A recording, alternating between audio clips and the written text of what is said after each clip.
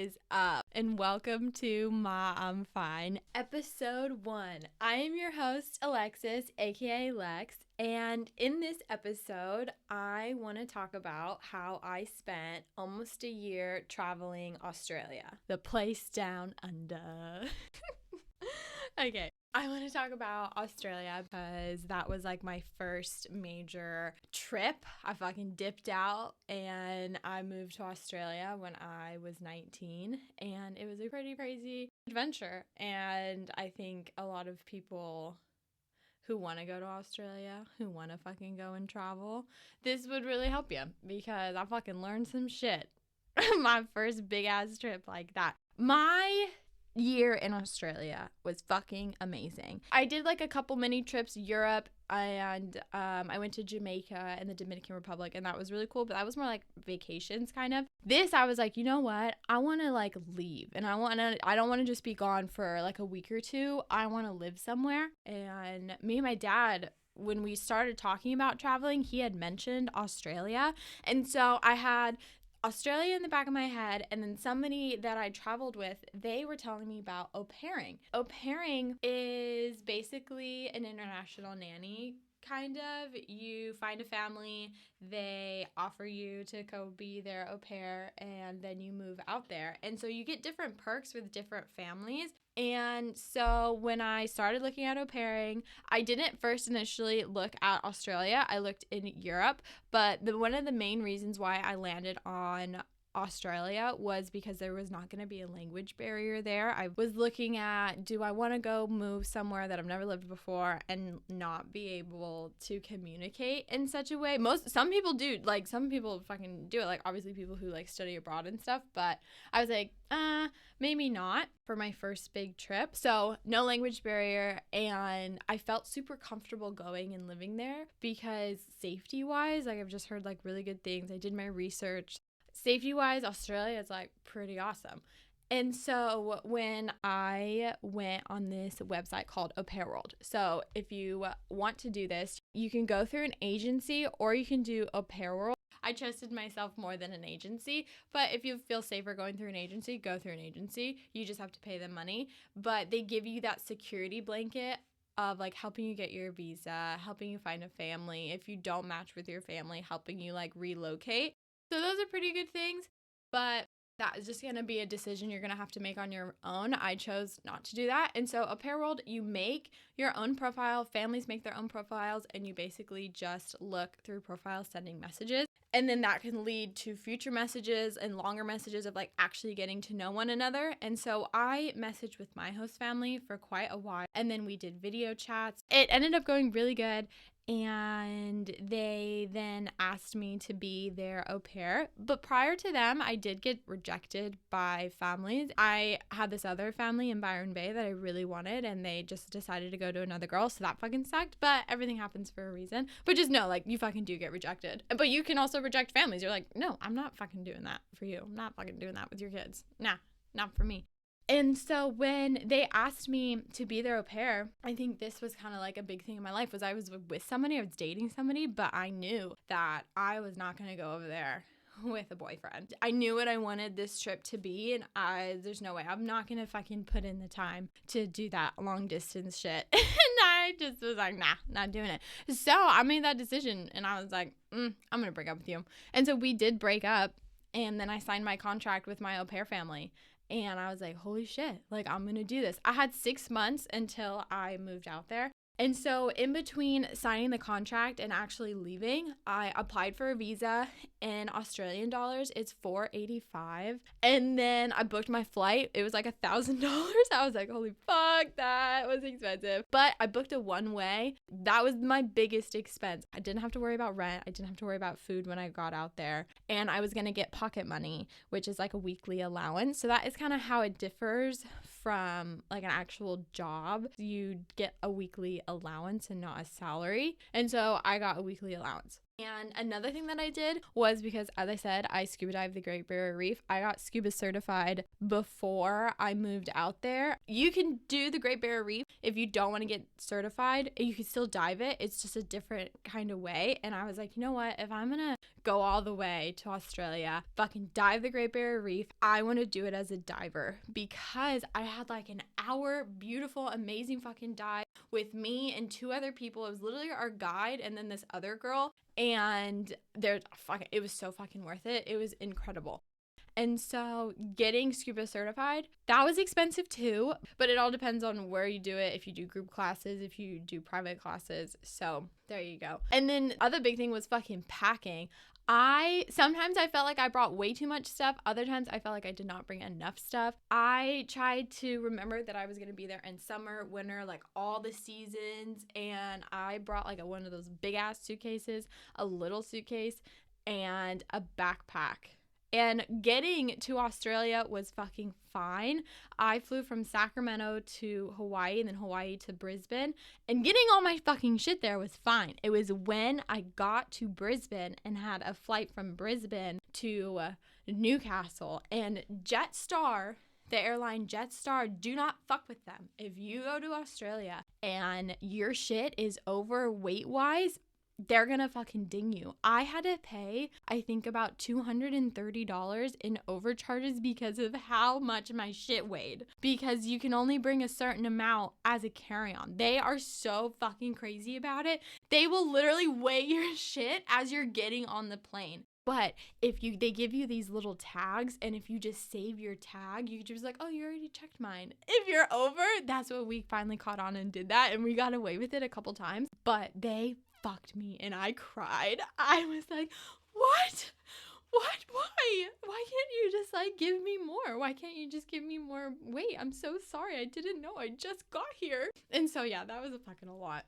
But some things that I wish I would have brought on that fucking 19-plus-hour flight was snacks. So my sister is so fucking good with the snacks. And so another tip, snacks, neck pillow. I really liked mini toothbrushes to freshen up, wipes.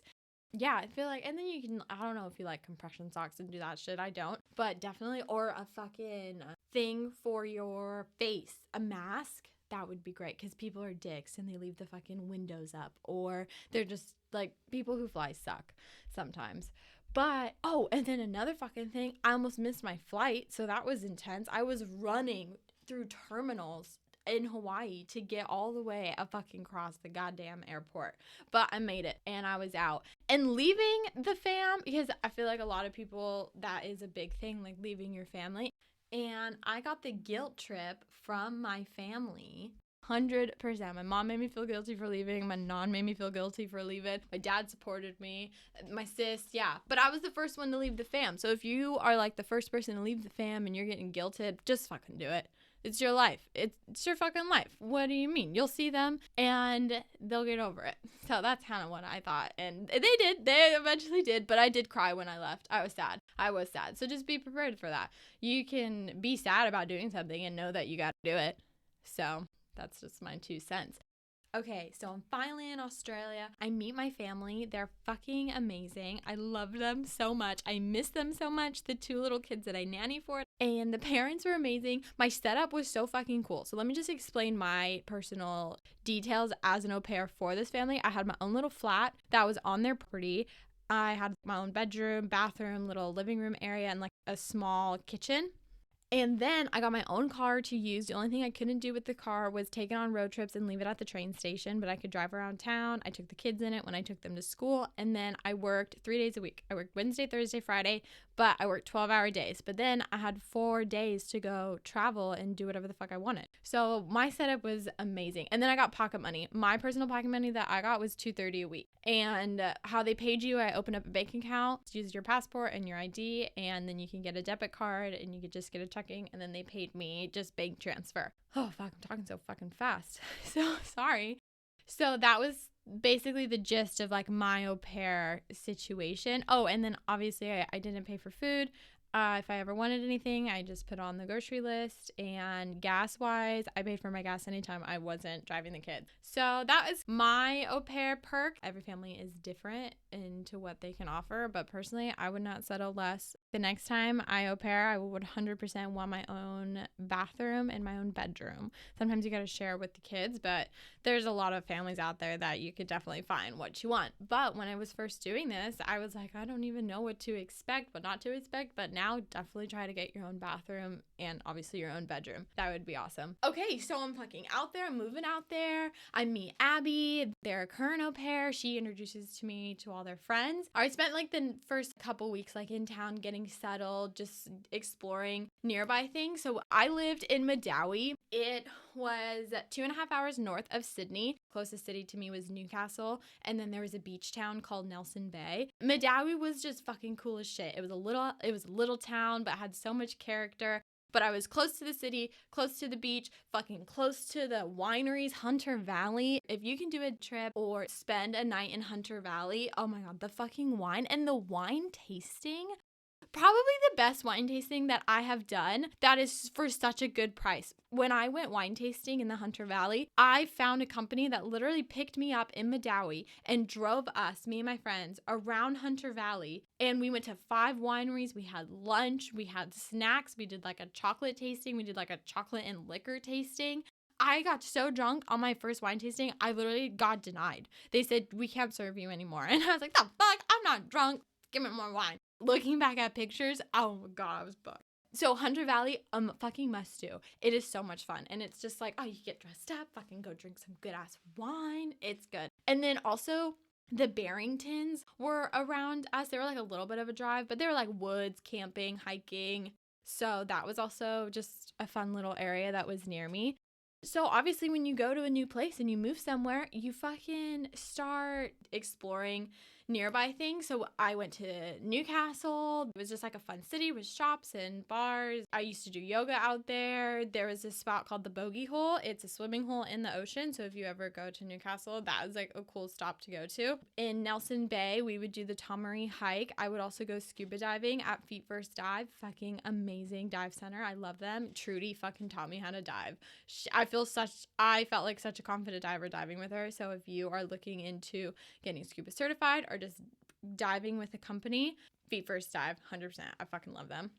I fucking went skydiving when I was living in the area, and then I went wine tasting. So that was kind of like what I would do if I was home. I would go surfing, go to Nelson Bay, go out to the city, hang out with the family. And I definitely did not hang out with the family all the time. I took my days off, especially when I first got there. Like, honestly, I didn't get super close with the family, I feel like, until halfway through my trip, because when I was there at the beginning, I was just bebopping around. I was fucking going. Take time for yourself. It's hard when you're living with a family to really separate those working hours and off hours, because if the kids are little, they just don't understand working hours and off hours. They just think of you as family. But it's okay. It's 100% okay to tell the kids no. If you're on off days, also for me, especially working those 12-hour days, if I like hung out with the kids on the weekends or my off days, it was like I needed that break to give them 100% on those 3 days that I worked. So don't ever feel bad for taking time for yourself, especially as an au pair, because it is hard to say no to kids, but sometimes you're just like, sit the fuck down, go away. Go the fuck away. Don't actually say that, but you can think it. Okay, so yeah, that was fucking where I was living. If you're in those areas, fucking hit those up. That's fun. But my first big trip was to Sydney, the fucking Opera House, Sydney. I was fucking so excited. You know how many times I've seen Nemo and all that shit? So in my year that I was there, I went to Sydney quite a few times. It was a 2.5-hour train ride. It was not far. The hostels were cheap and there was so much to do. And so when I was in Sydney, I would do the Opera House, walk around the CBD, the botanical gardens, literally lead into the Opera House, and then you can take the ferry to Manly. In Manly, you can fucking walk around. There's so much to do in Manly. It's such a cute little beach town as well. You could take the ferry everywhere. You could just take the ferry just to fucking look at the Opera House and just hang out on the ferry. You use an Opal card, literally get it at a 7-Eleven. You get the fucking app. You pay on your app. You can reload your card like anywhere that there's public transportation. Public transportation in Australia, incredible. So easy to use. There's apps for each territory. New South Wales, Victoria, Queensland. Yeah, so when you go there and you are planning on using public transportation, it's fucking amazing. It's so good. And so let's see what else fucking Sydney had to offer. Ooh, Gardens of Alexandria. So fucking cute. They like decorated. I think I went during when it was Alice in Wonderland. And it's so fucking cute. It's fucking like a fairy garden. In their restaurant in there, so good. Their drinks, so good. And they're so cute. Like one drink that we got was literally in it looked like a pot with a sunflower. So if you want a cute fucking place to take pictures and just walk around and have a fucking good time, Gardens of Alexandria. It is kind of hard to get there. We had a car each time I went. I think I had a car or we Ubered. Uber's the thing there. So, but that is like a little bit out of the city. Okay, let's see. Fucking moving on. Okay, also, figure eight pools. This was a little weekend trip. I honestly wouldn't have been able to do it if I was not living in Australia. And I think that is a great point, because why I wanted to live somewhere was I wanted to just fucking immerse myself where I was going. I wanted to be able to do little weekend things like that I wouldn't be able to get if I just went out there for a month. So the figure eight pools, how to get there. You go into Sydney, fucking rent a car. They weren't that fucking far. But if you literally Google the figure eight pools, you'll get a whole list of how to get there, where to park. You can go through a tour. You fucking do not need to do that. Just make sure you go on the right fucking tides. It's tide dependent, because if the tide is up, you're not going to see the pools. So, and then you just do the hike. You literally just fucking do the hike. And the hike there, fucking amazing. It's fucking all downhill for the most part. So snacks, water. It's so fucking hot in Australia, especially in the summertime. Make sure you're hydrated. Make sure you have fucking snacks. And you have to climb over rocks, so good fucking shoes too. And you're like on the side of the cliff, but it's like the water's right there. So it's like you're low on the cliff. And it was really cool. Gonna say only one figure eight pool that actually looked like a figure eight, but the whole rock area was just awesome. Like it was flat. There were so many shelves that people could sit on, and there was pools everywhere. There was just one figure eight. Obviously everybody was standing and waiting to like take pictures, but we saw the tour companies there. 100% we saw the tour companies there, and I was like, I would have been pissed if like we did this. You just gotta do your fucking research. So to be a good traveler and to feel confident when you're traveling is do your research. If you feel comfortable and confident in what you're doing and your research that you've done, then you're golden. Okay, after the figure eight pools, and if you have more fucking time, the Blue Mountains. The Blue Mountains are fucking beautiful. It's a rugged region west of Sydney, and the mountains get their name because they are covered with a blue haze. And so if you're going to do the Blue Mountains, either rent a car or you can use public transportation. It's a 2-hour train ride from Sydney. We stayed in a hostel in Katoomba. One of the major attractions is the Three Sisters, but when you get into Katoomba, I did the hop on and hop off bus, and I actually do recommend doing it because when you get into the Blue Mountains, the hop on hop off bus will pick you up at any of the stops, so you don't have to do the hikes round trip. You can plan your day, do a hike that leads out there, either take the bus back or like continue your day, but you have some sort of transportation throughout the Blue Mountains and also to get back into Katoomba. So I usually don't do those types of things, but it definitely is recommended to do that in the Blue Mountains, or you can just use a regular bus. There's also that, but this is cool because it picks you up at specific spots of where you're hiking. And the Blue Mountains was fucking amazing. You fucking get out in nature, you hike, you have a good time. There's like these 2 bars, there's some restaurants, and it's like a little town, Katoomba, but you're going there to like hike and be out fucking with nature. You're not going there to party. It's very chill vibes, but they're huge. Okay, so west of the Blue Mountains is the Jenolan Caves, and they were sick as fuck. Oh my gosh. Another little mini trip that I wouldn't have been able to do if I was not there for as long as I was. So the Jenolan Caves, I went with my girl Aoife. She's from Ireland. We met backpacking and I fucking love her. She lived in Sydney, and so we planned this trip together. And what they are is they're limestone caves, and they're located west of the Blue Mountains. So if you're fucking in the Blue Mountains, hop over to the Jenolan Caves. And where they are, it's cool. It's like a little town, but the caves are fucking 340 million years old. They are the most ancient discovered open caves in the world. And being in the caves, just fucking being in the mountains and just the history, the sounds, the quietness, the echo-ness, all of it was incredible. I felt so fucking tiny. Like when he was telling me how fucking old these things are, I was in shock. It was so worth it. You have to pay to do the caves. You have to pick a tour. You have to go in a group. That's the whole thing, like buy the book and you can pick certain caves.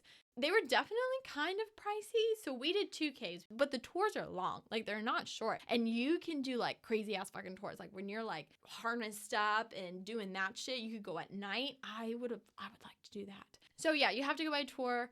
You have to pick a time and do it. I think 2 caves was good enough. We were there for a weekend. In terms of staying, Aoife and I stayed at the Jenolan Caves house. I recommend staying there. It wasn't that expensive and it's right next to the caves. If you didn't want to stay there, there are cabins and bed and breakfast near the caves, but you're not going to get as close to the caves as you are with the Jenolan Caves house because you can walk to the caves from that accommodation. But the Jenolan Caves, bucket list, check. Okay, let's see what else you can do in Sydney. And that's all in Sydney, like relatively close to Sydney.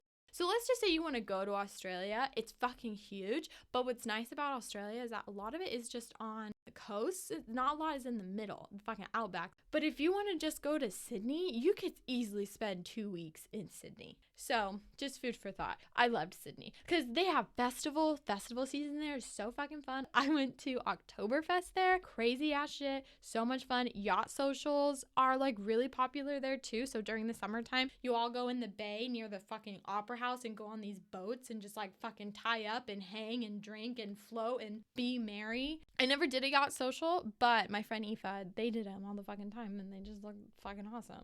So I regret not doing that. So do a fucking yacht social. Okay, moving on. We're done with Sydney.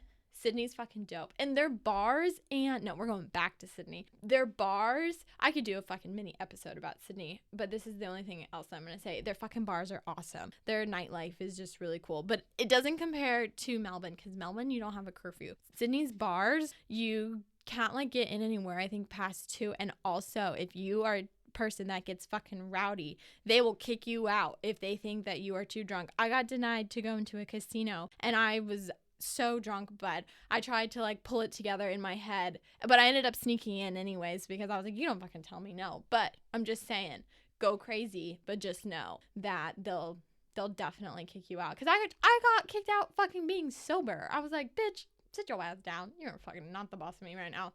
I'm sober.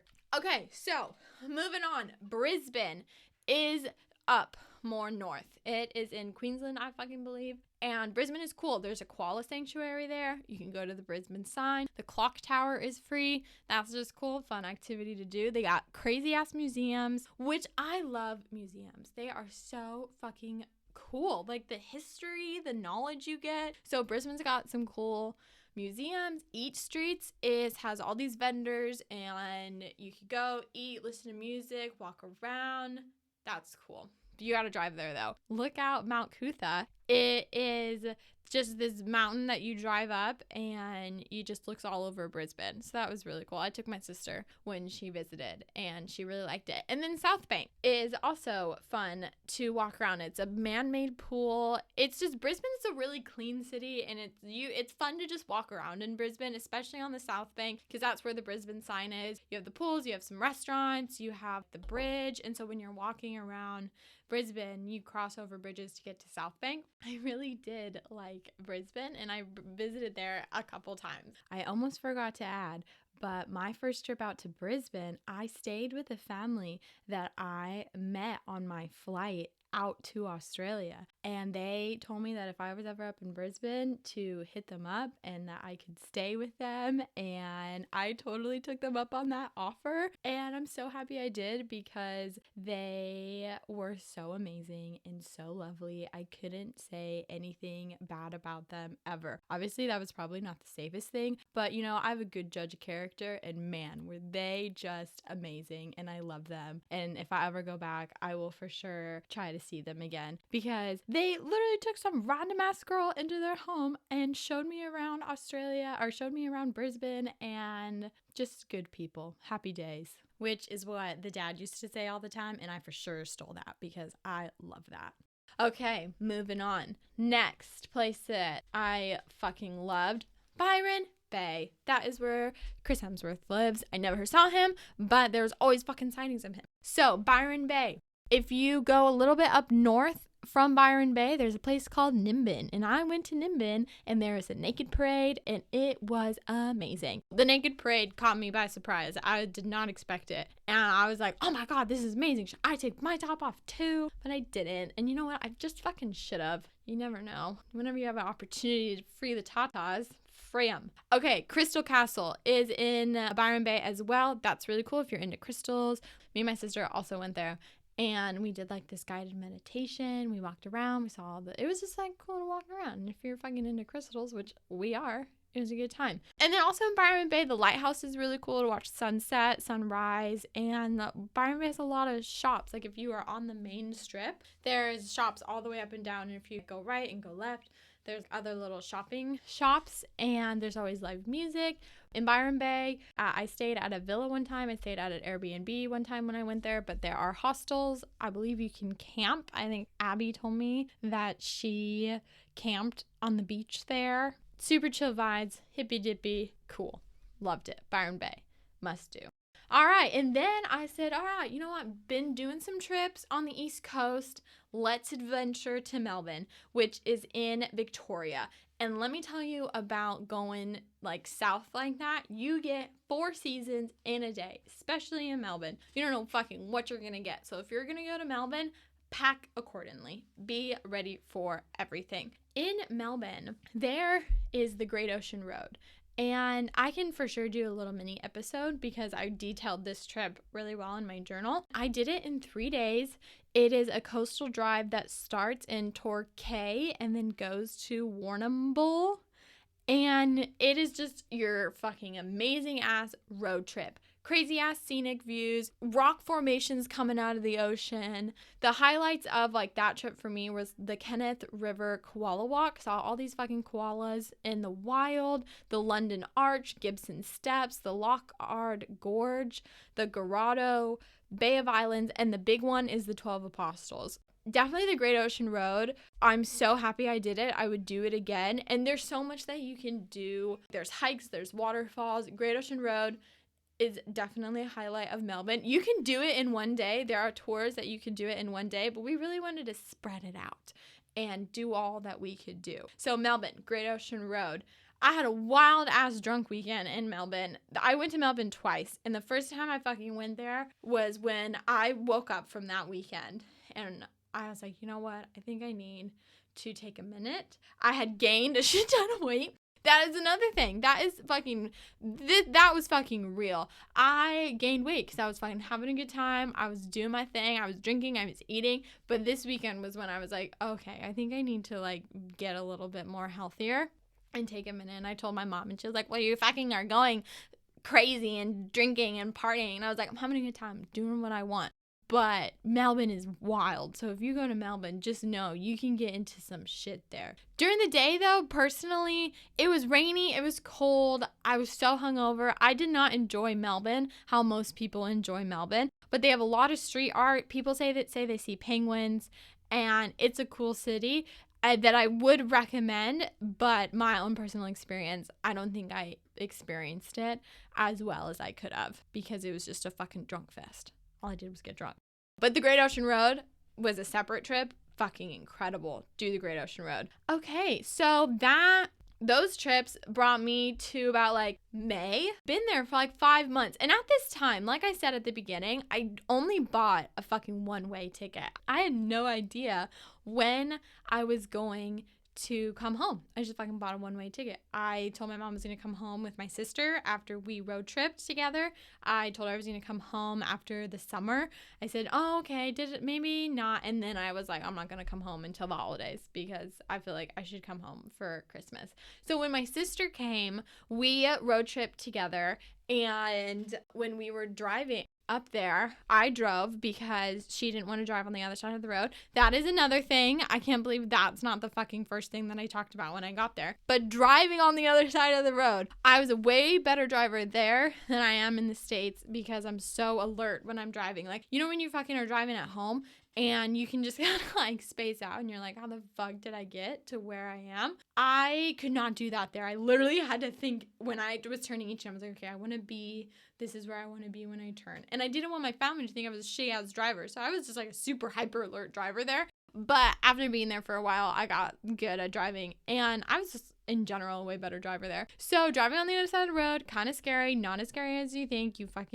You just remember what helped me a lot is you always want to be in the middle, like as the driver. You don't want to be on the outside of the road. So I would just tell myself, you want to be in the middle. Is this a 2-lane road or a 1-lane road? Because obviously you can move. So yeah, driving on the side of the road, fucking you bitches got it. Not a thing but chicken wang. Okay, I need a break. I've been fucking talking. Okay, I'm gonna take a bong. I don't know what everybody's doing who's listening to me right now, but if you're just hanging and, get a glass of wine, get a cup of tea. I have a bong. I'm gonna take a bong rip because I'm at home and that's what I do. So, all right. Oh, fuck. God, that was a fucking big one. Okay, I just spilled fucking water everywhere. Oh, shit. Oh, my God. Okay, we're back. Yeah, those trips, that took me to about May, and then Tay came out. We fucking drove the, fuck, I'm fucking so baked right now. Okay. So when Tay came out, our stops were Sydney, Newcastle, Medowie, Hunter Valley area, and then we drove up from there to Byron Bay, had a couple nights in Byron Bay, and then our last stop was Brisbane, and she went home from Brisbane. After she leaves, I was going fucking backpacking, and it was amazing. I had never been backpacking before, like straight up, had shit on my back, living out of that, gonna go stay in hostels, gonna be by myself, completely alone, wasn't fucking knowing anybody, and I was fucking ready. I was so excited. Couple of things, fucking packed way too much fucking shit. My back hurt so bad. So fucking bad. I was throwing shit away by the middle of my trip because I was like, I don't need this. I don't wear this. I don't want this because my back hurts so bad. I did not need to bring all the fucking shoes that I brought. Less is more because the next time I went, oh my God, I brought the tiniest backpack and I was set. Planning process of backpacking. Abby, the au pair before me, she had gone traveling. She did the East Coast and she was fucking in Asia and doing her thing. And so she went through the company, Happy Travels. I honestly would recommend. They kind of helped me book everything, booked what I was going to do, booked where I was going to stay, helped me get the Greyhound bus. So I traveled up the East Coast in a bus. So you can do it in a camper van. You can rent a car.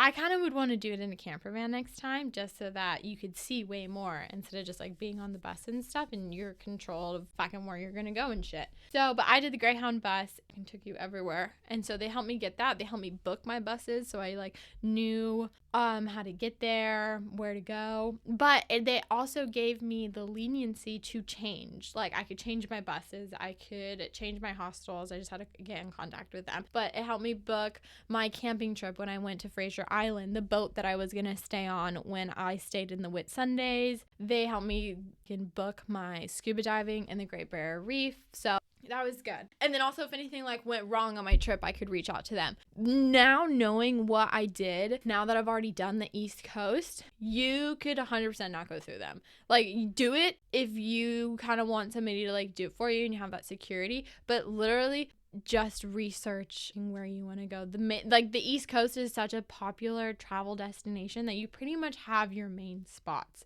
Okay, so after my sister left, I went to Noosa, and I didn't have a lot of time in Noosa, but what I did get to do there was go kayaking and do the ferry pools. I definitely recommend the ferry pools. It's just a coastal walk. It's one ferry pool, but I don't know why it's actually called the ferry pools, but it's called the ferry pools. It's a longer walk, but I just went to the ferry pools and then went back to my hostel. And this was the first time where I ever stayed in a co-ed hostel room. There were so many people staying in this one room, and that was an experience in itself. But to get privacy in a room like that, people would hang sheets or blankets on their bunk bed. But overall, staying in a hostel is not that bad. I would meet a lot of my friends that way, and you just have to be smart. Like obviously don't leave your stuff just wide open and everywhere. Most hostels have lockers. just do your research. Make sure you're staying at hostels that have good reviews, because there are bad hostels out there. And I definitely have had my experience in staying at a bad hostel, and it was just very nasty, gross. And so now I do my own research when it comes to picking the hostels that I stay at. Okay, Rainbow Beach. So left Noosa, went to Rainbow Beach. I was staying there because the hostel that I stayed at was also the company that I was going with camping on Fraser Island. And so I was with this group. It was like basically a bunch of age-wise 19 to like 28.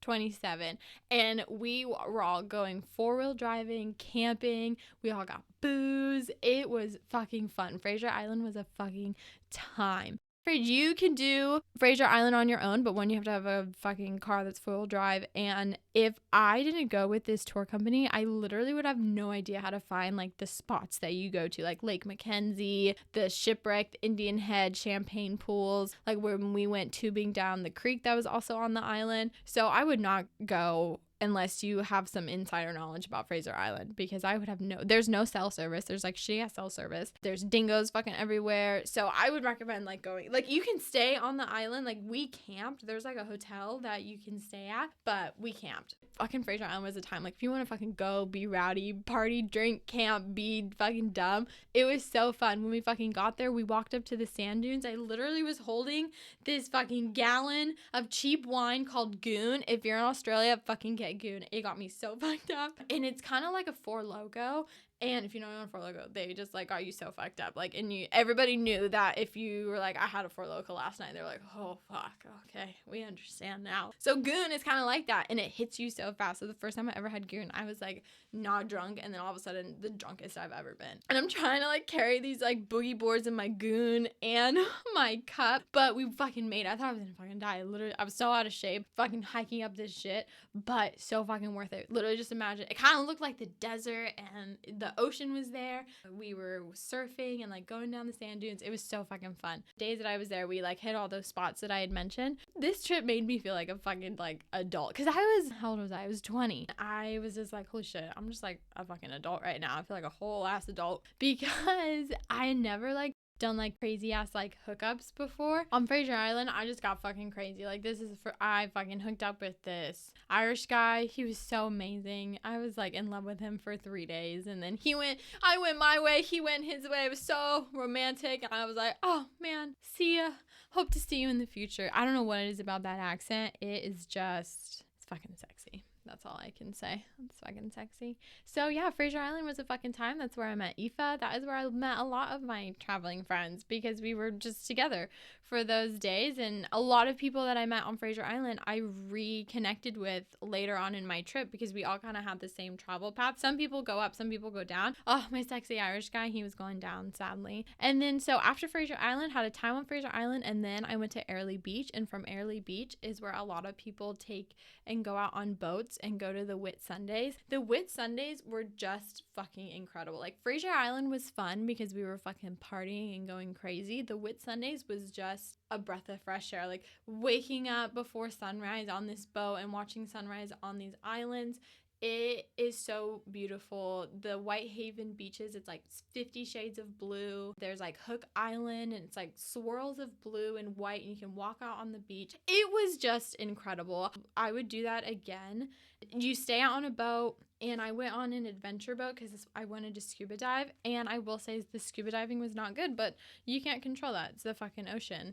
And so, but I would say that where I went scuba diving was not the best. So I was kind of irritated that I paid more, and because the people who weren't certified divers got a way better dive site, and I was kind of like, that fucking sucks. Like I would have loved to dive over here. It was clear, blue, shallows. It would have been a fun dive site. So that was a bummer. But I think my favorite memory from the Whit Sundays was literally watching the sunset, dolphins fucking jumping out of the water, and you're sitting on this boat and you're just fucking hanging. It was a time. Okay, so then after Airlie Beach, I went up to Cairns. In Cairns, that was where I went scuba diving in the Great Barrier Reef. I went into the rainforest. I went with a tour company called Uncle Brian's Tour. Super not like a crazy big tour. We were in a little van bus, just like going to all these waterfalls and swimming holes in the rainforest. 100% recommend Uncle Brian's Tour. The downtown area of Cairns is cool. You can walk around. There's shops, just like a regular city. I also went to a cultural show when my dad was in town. I recommend doing that, especially if you just want to learn some history about Indigenous people and their culture. I had a crazy wild night at this hostel called Calypso. It's a hostel and a club. So if you are looking where to stay, Calypso is like it's recommended and it's popular, but if you do not want to be in the party scene, do not stay there. You can hear the club at all hours of the night, and some people are like, I really wish I wasn't staying here because it's kind of hard to get away from this scene. So just a little tip, if you're not really into that whole party scene, don't stay at Calypso. And so yeah, that was Cairns. So after Cairns, I went back home to Madawi, and I just like hung out there for the next couple weeks because I was gonna house sit for my host family. I was gonna house sit and just like hang out there, work out, earn some money because I was poor as fuck now. I did my advanced scuba diving in this time where I was house sitting. I got certified for deep, night, navigation, and shipwrecks. And oh man, I love night diving, love shipwrecks, love deep dives, but my favorite diving is shark dives. There's just high stakes. They're so amazing, beautiful animals that could just rip you to pieces if they wanted to. But when you're down there and then you're just like existing with them, it's just an amazing experience and feeling. And I like to say that the ocean is like space downstairs. Can't explore space, but I can sure explore the ocean. So that was basically what I did after backpacking. And so I did that for the next like couple months. Like I did little mini trips here and there. But the next place, big ass place that I fucking went to was Uluru. My dad was planning on coming out. I also planned me and my dad's trip. So all these places I really wanted to go here. And Uluru, I was like, I haven't made it out to the fucking outback. So we went to Uluru. And Uluru, it's in the Northern Territory, but it's fucking in the middle of Australia. And so there Ayers Rock, and it's made of sandstone, about 500 million years old, and it's infused with minerals that reflect the red light of sunrise and sunset, and so it appears to glow, and then it also gets its rust color from oxidation. But it's like super sacred to the Aborigines, and it's just the energy there. There's stories on the Ayers Rock that just shows the history there and the tribes and all the people that came before. And it was like, you could feel the energy there. Everybody's like, why the fuck are you gonna go in the middle of Australia to see a rock? But when you're there, it's pretty fucking cool. They also have like other things that you can do there, not just go hiking and stuff. There's the Field of Lights. You can ride camels. I fucking rode a camel there, and that was pretty cool. And they were good camels. The guy who like took care of them really fucking loved his camels. I ate crocodile there for the first time. Me and my dad, we cooked it ourselves and we fucking ate it. It was awesome. I was like, hell yeah, I'm fucking in the outback right now. Uluru, if you can make it there, it's definitely worth it. And there's like all these hotels, and so you can just pick one that you fucking want to stay at. Uluru was cool. And then I took my dad to Darwin, which is like in the Northern Territory. And in Darwin, there's a lot to do. It's humid as fuck. It's hot as fuck. But there's so many national parks there. We took a tour of Litchfield, which is awesome. We did a jumping croc tour on the Adelaide River. We went to Crocus Cove, where we got fucking lowered down in a cage with a crocodile. It was awesome. It was like so overpriced, but we were like, when the fuck are we ever going to be able to do this? Let's fucking do it. And so we did it.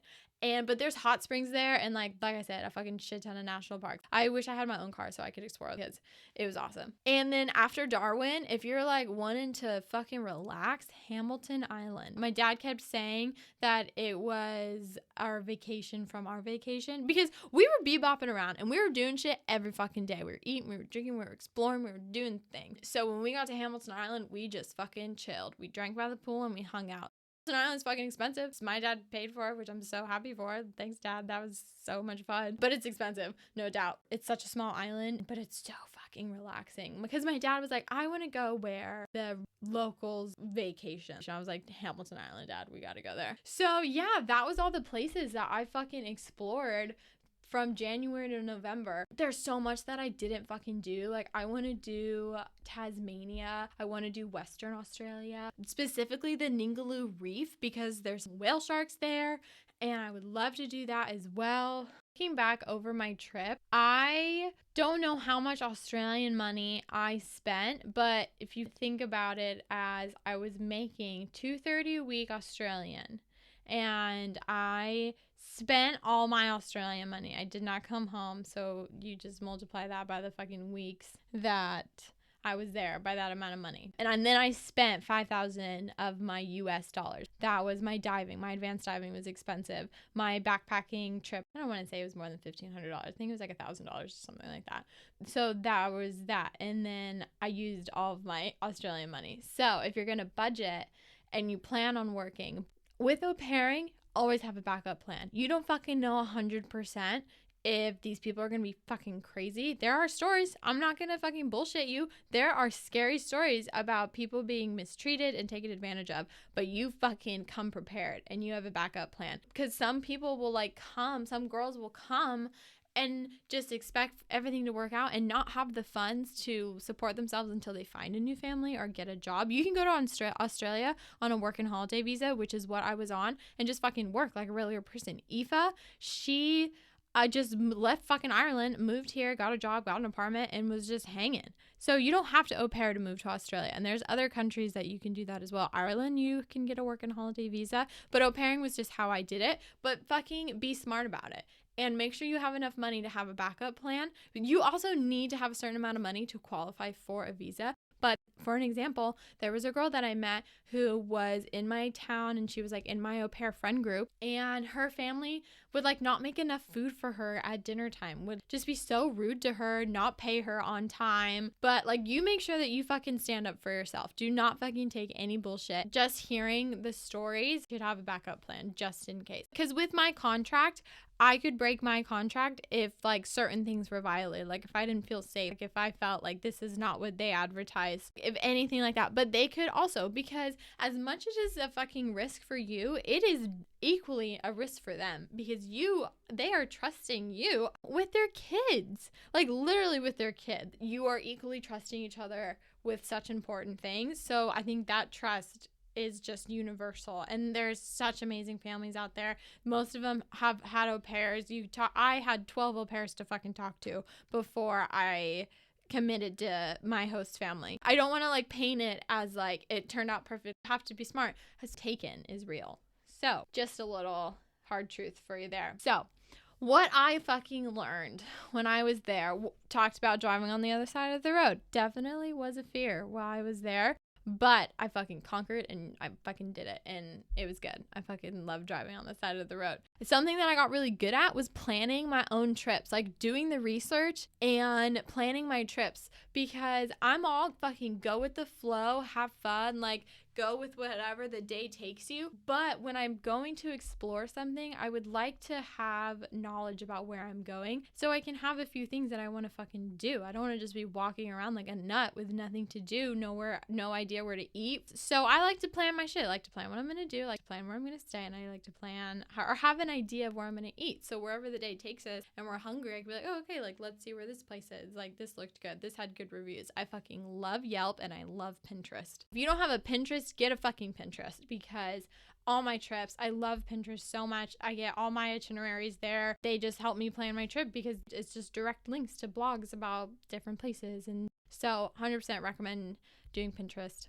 Okay, so another thing that I just learned being out on my own and being away from home and my family was processing bad news. My grandpa died when I was in Australia, and I chose not to come home because my dad was gonna come a month later for a backpacking trip, and so that really fucking sucked. I had to deal with not being near my family, having shitty ass fucking news. But my host family was really great. I planted a tree for my grandpa, and I said goodbye, and that was it. But I think if you're worried about missing things and being away from your family and bad things happening, I think it's a real possibility. Bad things can happen anytime. That doesn't mean that you shouldn't go do something. Okay, next, using public transportation. Like I said before, public transportation in Australia being amazing. It was so easy to use. You get a card for each state, you get an app, you can put exactly where you are and where you want to go. It will tell you what bus, what train, what stop you need to be, where to stand. It was great. Like, I have no idea how to use public transportation in the States. It really kind of scares me. Like, I've tried to research, like, I have tried to use public transportation, and I don't know, it's just kind of hard here. Also, another thing, saving money and money management. Obviously, I had to budget and to be able to do things, but because I didn't really have any bills, like I also had to get a SIM card for my phone, and my host family paid for that. So they paid for my phone bill as well. So saving my money and money management is a big thing. What I do now, because I'm fucking spending too much money right now, is keep track of what you spend so that when you look at your bank account, you can see what you're spending, especially when you're traveling. Like, so what I have now is I have a long-term savings account, and then I have a short-term savings account. Like, if I have like little mini trips coming up that I want to save up for, and then I have my long-term, which would be like for my big trips. Like, that is the money that I'm going to use when I leave home again, which, I love home. I'm just ready to go travel again. Okay, so another thing that I learned was I learned how to be on my own and being by myself and like being lonely and putting myself out there and just like getting fucking comfortable with just hanging out and just like being with myself. It was great. I feel like I learned so much about myself. I had such a good time. Just because I was like by myself, I wasn't necessarily lonely, made me put myself out there and make new friends. Like, literally just be like, hey, what's up? Aoife, we were in the fucking store. We were both going to Fraser Island and we were staying in the same room. So we were chit-chatting in a room, and then we went and got goon together. We went and bought the fucking wine. And I was like, what are you going to get? She's like, I don't know. And we just fucking sparked conversation. When you're backpacking and you're going to backpack alone, you got to fucking put yourself out there or be okay with being alone. But I fucking loved it. Like, I loved traveling by myself. I was nervous, but I figured it out and it was fun. Okay, another thing that I did when I was in Australia was I fucking was in school the entire time. I took classes online. I never took a gap year. I did not want to push off college, and I was taking online classes already, and that was kind of when the idea of I could be anywhere and do this came into my head. So when I was doing all my crazy ass shit, I kept a 4.0, and that is something I'm fucking really proud of because I graduated college in 4 years. I was able to balance traveling, working my hours that I worked, and school. And sometimes, yeah, it did fucking suck when I had to like spend hours doing work so that when my travel days came, I didn't have to worry about doing school. Definitely when I was traveling, I would do school in my hostel room. If I had a test one day and I was going to be traveling or in the airport, I definitely had to manage my school work, but it's fucking possible. So if you know yourself and you think that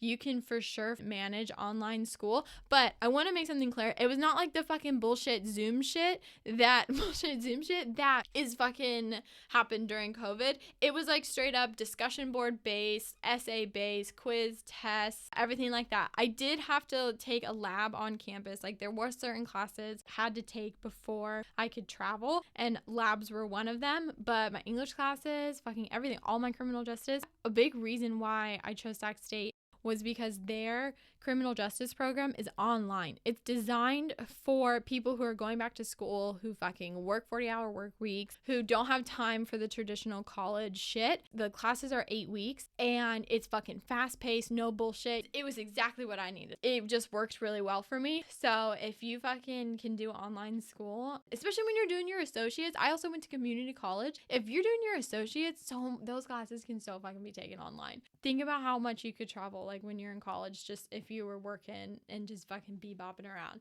That's what I fucking did. And I'm not getting the typical college experience, see like sororities, university, but I mean, this version was pretty fucking fun too. Okay, so moving on to staying healthy. When I went out there, like I said before, I did gain some weight, and that was something that I had to deal with. I was kind of small or whatever. I was just like happy with my weight when I left, and when I was traveling and drinking, I was gaining weight. And that was just something that I was aware of. It's not like I wasn't okay with it, because I knew how much I was doing, and I was enjoying life. And so I was okay with it, but I was something I was aware of and a little bit self-conscious about. So looking forward, when I go traveling again, I think being more into my wellness and that balance and staying healthier. Fuck yeah, I fucking went wild, had so much fucking fun. And I think that whole gaining weight has benefited me in the long run, just like looking back now. But just like a little tip, staying healthy, having those extra little tips of like how you stay healthy and good practices while traveling, I think is really important. The sun in Australia will fuck you up. I don't give a shit what you say. I got burnt so fucking bad. I was in so much pain. I had to go to the fucking pharmacy to get like a spray because I was in so much pain. Another fucking crazy ass thing about Australia is the bugs and the spiders. The fucking big ones, yes, they're crazy, they're huge, they look disgusting, but it's the little ones that are fucking will kill you. I saw some fucking bugs. Yes, they're fucking there. Fucking crazy as fuck. It's not like it was like a constant thing. Like the huntsmans, those things are fucking huge. And Abby told me that there was one time that in the nanny cave, which is what we called like our living quarters, and oh my god, it was disgusting. But it's the white tips, the redbacks, those are crazy. Fuck, another thing, if you do not have an English license, you need to get an international license. I got an international license. My host family said I needed one, but when I got there, I was like, I didn't actually need this. But it's good to have. Like, why not have it? If you have AAA, I literally went to AAA, and I think it costs like $20. But if I were to go to Europe, I would 100% have to get an international license so that they could translate. It just basically shows that you're fucking competent enough you can drive a car, and it just translates your license. Okay, so now coming home, like I said, being aware of my weight gain, I was like nervous to see my friends. I was nervous because I definitely felt like I was a different person. It was weird coming home. In my fucking journal, because preparing for this episode, I read through my journal to just get more details. And I literally wrote that I felt as if I wasn't going to be fulfilled with my life back at home. I was doing something every weekend. And before I left home, I was just like working, going to school, like not doing much. I had that boyfriend that I broke up with. And so I was definitely worried about coming home. And when I talked to my other travel friends, they also felt the same way. Like they were nervous about coming home. They felt disconnected from their friends and their families. And so when I came home, like it was definitely kind of like, I don't know, it was definitely a little weird. I think me and my friends actually got in a fight. I don't know. But after I got home for a while, I like kind of found myself. I resettled back in, and obviously I love home and I love my friends. There was definitely a transition coming back home, and Australia felt like home for me. Like especially living in the same area that I did for almost a year. Where I was living, I got those simple routines. Like I had a gym that I went to. I had friends that I would go scuba diving with. I built like a little life there for myself. And then at home, I felt like I kind of had to like restart that. When I came home, I was a fucking freeloader. I was poor as fuck. But I came home in the holidays, so I was like, okay, maybe I'll hang out for 2 months. I can like really just work out, chill, relax, have the holidays, and then after New Year's, try to get a job. And luckily my dad, he covered my bills for me those couple months. And I asked him too, I was like, could you help me pay for my CrossFit membership so I can like get in shape? Because I was also doing hot yoga to get back in shape too. So my fucking dad, he's the sweetest man on earth. I was a freeloader for a bit. And in that time I got a nannying job, and I'm currently still with that nannying family. But I fucking got my ass back in shape. I noticed that I had gained weight and I was okay with it. And I was like, you know what? This is my time to get back in shape, really focus on me. And something that I'm really proud of is that I fucking did it. Like I totally lost all my traveling weight. I got myself in shape. I fucking did CrossFit like it was going out of style. I'd fucking go to the gym like 5 days a week. And I just found something that worked for me. I love hot yoga and I love CrossFit. But it was no doubt in my mind, I'm gonna prove this to myself.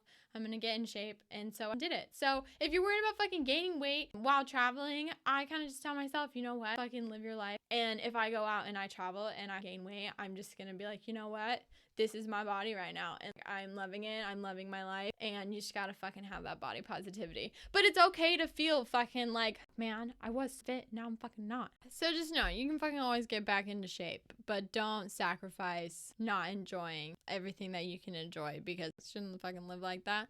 Okay, I think I'm done rambling for this episode. I had so much fun recording it. I hope whoever chooses to listen to loves listening to it and gets some inspiration and knowledge. You can go and travel. I know the borders aren't open yet, but fucking start doing your bucket list. During quarantine, I literally made a list of every place I wanted to go to and what I wanted to do, and I need to expand on that because the world's gonna open soon again and you want to be ready. Okay, bye. See you guys on episode 2.